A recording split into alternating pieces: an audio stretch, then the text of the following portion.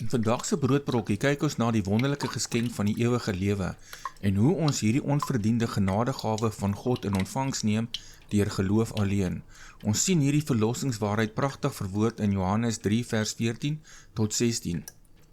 En soos Moses die slang in die woestyn verhoog het, so moet die seun van die mens verhoog word, sodat elkeen wat in hom glo, nie verlore mag gaan nie, maar die ewige lewe kan hê.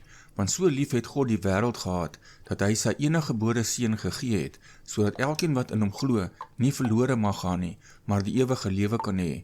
Net soos die Israeliete slegs met 'n kyk van geloof gered is van fisiese dood, bevestig hierdie teksgedeelte dat die ewige lewe uitsluitlik ontvang word deur te glo in die gekruisigde Christus, sonder die byvoeging van enige menslike werke of verdienste. Jy voel dalk dikwels oorweldig deur jou sondelas en dink dat jy God se aanvaarding op een of ander manier moet verdien, maar die skrif leer onomwonde dat redding 'n volkome vrye genadegawe is en nie 'n beloning vir goeie werke nie. Die apostel Paulus bevestig hierdie fundamentele waarheid in Efesiërs 2 vers 8 tot 9. Want uit genade is julle gered deur die geloof, en dit nie uit julleself nie. Dit is 'n gawe van God, nie uit die werke nie, sodat niemand mag roem nie. Dink aan die voorbeeld van Abraham, wie se regverdigmaking uitsluitlik op grond van sy geloof berus het, soos Romeine 4 vers 3 verklaar. Want wat sê die skrif? Abraham het in God geglo, en dit is hom tot geregtigheid gereken.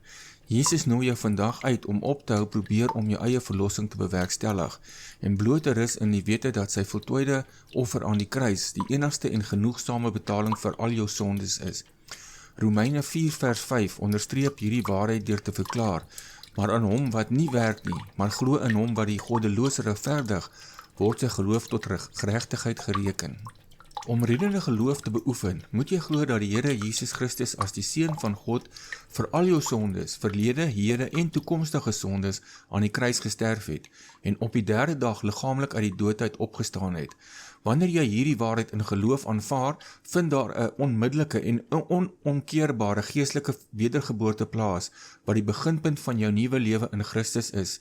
Hierdie sekerheid van jou verlossing is nie gebaseer op jou wisselvallige emosies of op hoe suksesvol jy in jou daaglikse wandel is nie, maar uitsluitlik op die onveranderlike belofte van God.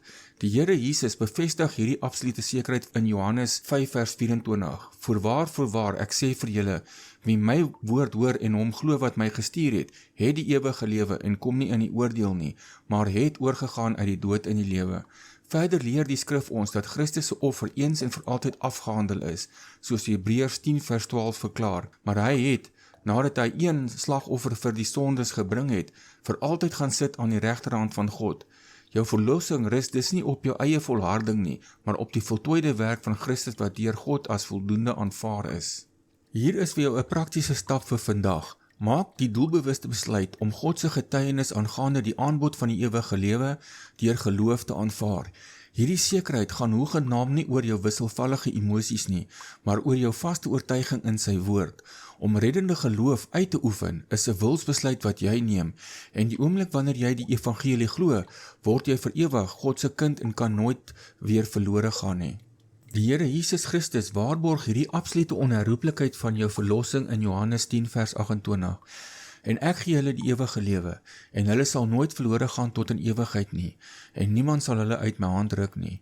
Om nou geestelik te groei, moet jy vandag kies om doelbewus op Christus se volmaakte en voltooide werk te fokus, wanneer oomblikke van twyfel of angs jou dalk wil oorval. Eerder as om in afsondering daaroor te top en alleen met jou gedagtes te stoei, praat hardop met hom daaroor en nader hom met hierdie gebed. Here Jesus, dankie vir u oneindige liefde en die vrye gawe van die ewige lewe.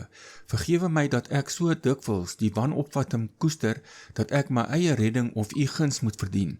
Help my om vandag slegs in u genade te rus en gee my die krag deur u gees om as 'n verloste kind voortdurend in my geloof te groei. Amen. Dankie dat jy vandag se broodbrokkie saam met my gedeel het. As jy dieper wil delf in skrifgebaseerde artikels wat fokus op God se wonderlike genade, gaan besoek gerus ons webwerf by dieskrifte.org. As vandag se boodskap vir jou iets beteken, like asseblief die video, los vir ons 'n kommentaar en maak seker jy is ingeteken sodat ons mekaar môre weer hier kan ontmoet. Mag jy vandag jou hemelse Vader se genade tasbaar beleef. Seëngroete.